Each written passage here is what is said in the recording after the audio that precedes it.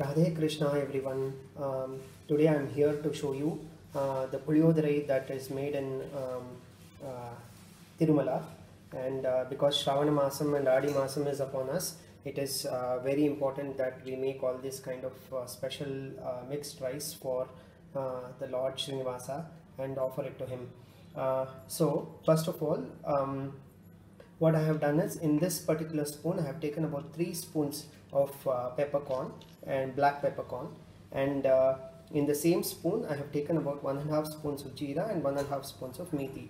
So this is the only set of ingredients that you will have to roast and powder. And I am also showing you a bit of salt that I will use for this particular dish, because this is rock salt, as you can see. I have taken rock salt because this is very small portions, and in the mixer all these will not grind into a nice fine powder. So I'm just always going to add a bit of salt that I'm going to need for the dish anyway. So that is that. And for seasoning you have chana dal, urad dal and some curry leaves. Please note that in Tirumala they do not use peanuts in their puliyodare. So this is all the ingredients. And apart from that, I have taken about half a lemon sized tamarind, and I have made a nice pulp out of this. And friends, typically when I'm making a dish for the Lord, I don't, as I have always maintained, I don't always over filter and over purify the ingredients. The rawness of the ingredients is very important, and even if you feel a bit of pulp in the tamarind rice, you will know that it's a nice gentle reminder that it is the tamarind rice that you are having. And here rice, I have boiled the rice, about half a cup of rice, and when I'm boiling the rice, I've added about half a spoon of sesame oil. And adding sesame oil will make the rice into nice separate fine thin long grains, and it's not going to stick together. So this is the list of ingredients that you will need. Now we will see how to roast and how to make a tamarind paste and how to mix everything together. And in Tirumala, they do not use green chilies or red chilies in any of their preparation. And I think that is the only temple in the entire Bharatbhumi that still stands as per the Vedic way of preparing the dishes. And chili is supposed to be very rajasic, and since it's from outside of India, the Vedics typically do not use ingredients that are outside of India. So let's see how to make Tirumala Puliyodare. Hi friends, now I'm starting the roasting process. So starting with pepper kernels, and I have taken about 1 spoon of ghee and I've heated it in order to roast these ingredients. So first I'm going to add pepper and roast it for a couple of minutes, and then add jeera and fenugreek. Jeera and fenugreek will roast very fast, so it's very important that you add this slightly later. And when you are making Tirumala recipes, make sure that you are always only using ghee or gingerly oil or sesame oil. No other oil is recommended for Tirumala recipes. So that's another trivia that you need to be aware of when you are making Tirumala prasadams. Now I am starting to add fenugreek,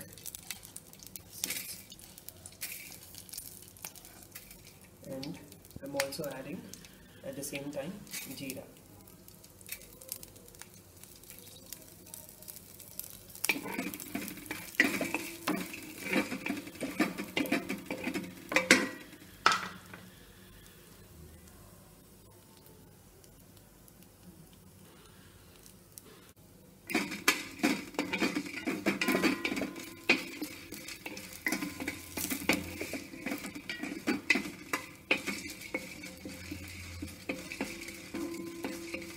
And another important point is, once you roast these ingredients, especially the ingredients that you have roasted in ghee, it is very important that you do not immediately transfer it to a mixer and start to blend it, because it doesn't blend well. and because I'm also adding salt, because the heat, salt is going to dissolve and it's going to become a paste and unblended paste. So it's important that you let these ingredients cool down. So now this roasting process is done, and let's see how to powder it. In the meantime, I'm also going to set the tamarind pulp for boiling. Friends, now I'm going to set tamarind pulp for boiling. So as you can see, I'm just squeezing all the tamarind and taking out all the pulp, and whatever is remaining, I am actually setting it for boiling on a medium flame. So this is going to take about 3 to 4 minutes to come to a nice boil and lose all the moisture, and which is why when you are squeezing the tamarind pulp for puliyodare, you should not add a lot of water. If you add a lot of water, it is going to take a lot of time for tamarind to cook and boil. So make sure that you are not adding too much water when you are squeezing the pulp. So I'll slowly boil it, and let's come back to this in a couple of minutes. And before so all the roasted ingredients have cooled down. Now I'm just transferring it to a mixer and making a nice fine powder out of this. So friends, this is how I have powdered it into a nice fine powder. I'm just going to transfer it to the plate now.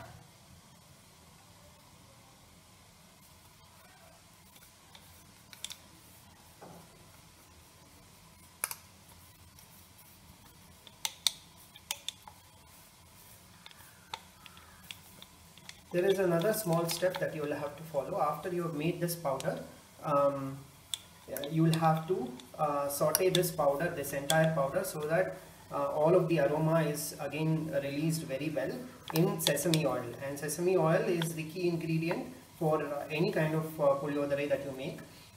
So please bear in mind that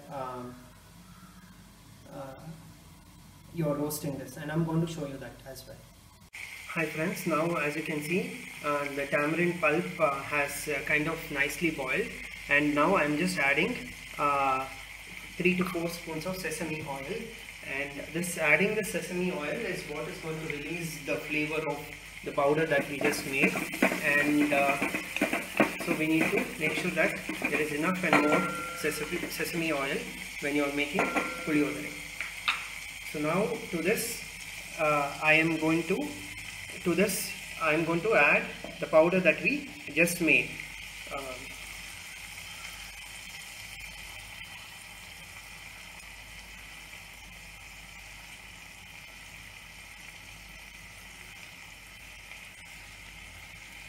If you do not do this step, you will not be maximizing on the flavors of the powder that we just made.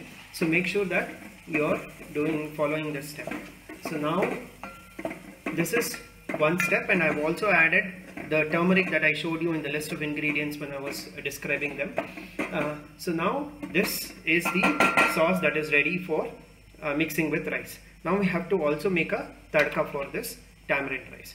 And after you add the powder, you should not keep the stove on for a long time, because it's going to char and the ingredients are going to lose their flavor. So make sure that it is just about 20 to 30 seconds that you are roasting this along with tamarind pulp in this sesame oil. I have turned off the stove now. Now I am adding another 2 to 3 spoons of sesame oil, and for Tirumala Kadambam it is very important that you add only sesame oil, and I think repeating this. So now I'm adding a bit of mustard, and the chana dal and urad dal that I showed you also will be added.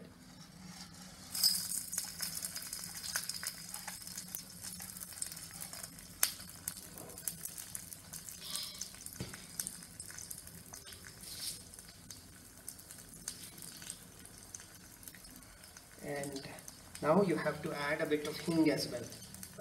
Without hing there is no puliyodare, so that is by default. I'm adding a bit of hing and curry leaves. Curry leaves is also optional, so it's up to you. And just mix it.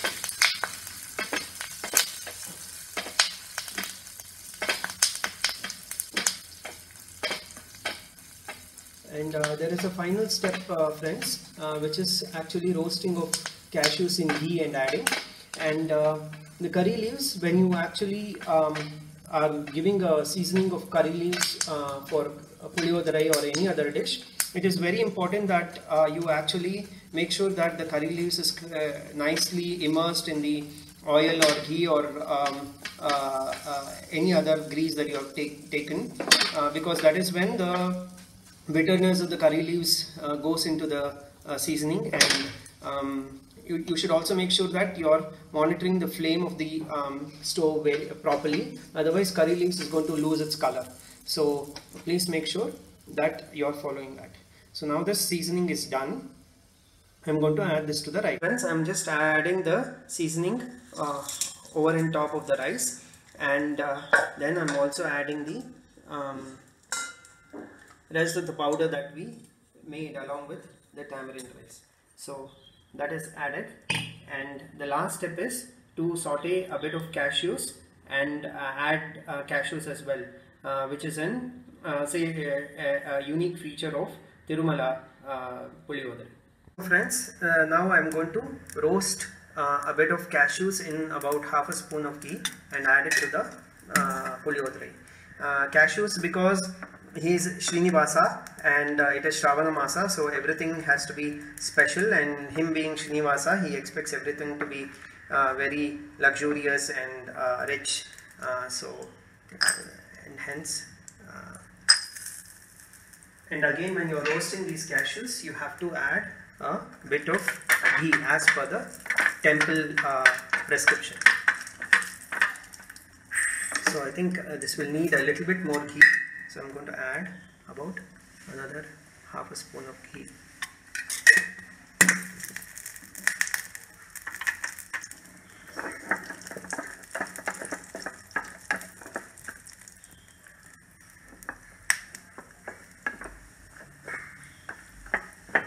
And you have to add a bit of hing, as I said, this is as per the temple prescription.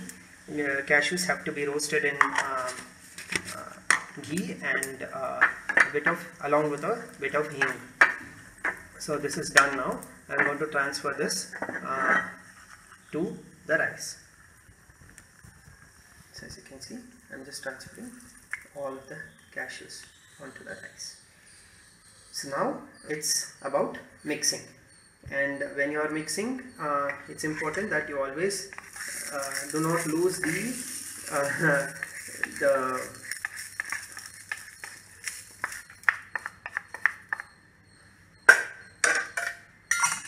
remainder of the contents in the vessels, because that is where all the taste is, and that is where Krishna will not want you to waste the ingredients as well when you are making the prasadam, which is as per my grandmother and mother is an important aspect, because not wasting is also an expression of vinaya when you are making the prasadam. So now I'm just going to mix it with my bare hands. So now, as you can see, it's starting to show the color, and you have to think of the Lord and chant his names, or think of Mother and chant her shloka when you are mixing the rice, because that is when all the taste gets infused into the dish.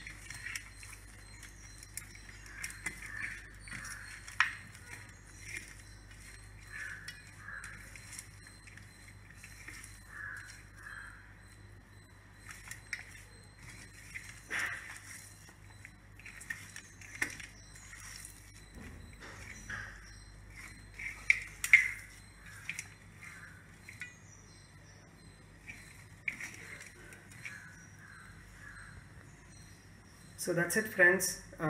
This is Tirumala Puliyodari, and this is how Puliyodrai is made in Tirumala. So I hope all of you will make this dish and offer it to Srinivasa, your Krishna, at your home, especially during this Adi Masam and upcoming Shravana Masam, and for the solar calendar people, the Paratashi Masam also, which is very important and very happening in Srinivasa temples particularly. So let her offer this with all of our hearts and soul, because Naivedyam corresponds to Atma Nivedanam in Vaishnava Aradhanam. So let us offer our souls through this Tirumala Kadamba recipe with a Tulasi Dalam. Sarvam Shri Krishna Arpanam. Radhe Krishna. Hi friends, today I showed you Tirumala Puliyodrai, and I just thought I'll give you a cameo of my kitchen. This rice I have kept for curd rice. There is the Kobari Barfi that is underway. This is a chutney that we have made, which will become rice roti. It's a special kind of roti, and this is avarekai sundal, and this is potu kadalai chutney pudi, and there is some panakam that is also happening. So just a glimpse of all the madi patra that I use for offering it to the Lord. So I just thought I'll give you a glimpse of the